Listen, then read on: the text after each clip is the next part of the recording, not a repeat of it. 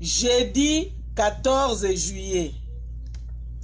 Comme une langue de feu dévore le chaume, et comme l'herbe sèche s'affaisse dans la flamme, leur racine sera comme la pourriture, et leur fleur montera comme la poussière, car ils ont méprisé la loi de l'Éternel, et ont rejeté avec dédain la parole du Saint.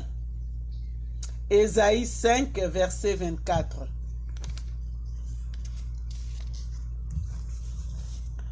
La Bible 1. La Bible est le livre le plus largement répandu.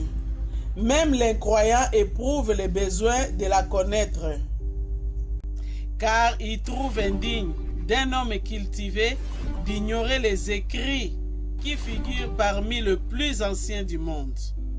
Il est vrai que l'on peut être déconcerté en lisant pour la première fois la parole de Dieu.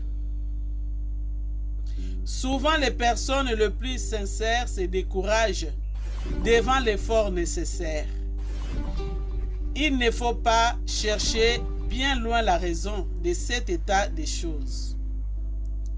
Elles ignorent qu'aucun passage des Écritures ne peut être compris sans une vue d'ensemble du livre de Dieu. Le message de la Bible est comme l'agencement des dessins d'une mosaïque. Chaque livre, chaque chapitre, chaque verset, chaque mot constituent les éléments qui ont leur place appropriée. C'est pourquoi une connaissance générale de l'écriture est indispensable à toute étude intelligente et fructueuse de la Bible. Elle présente un seul Dieu. Elle relate l'histoire de l'humanité en relation avec lui. Elle révèle progressivement la vérité. Un écrivain inspiré a reçu les premiers éléments d'une révélation.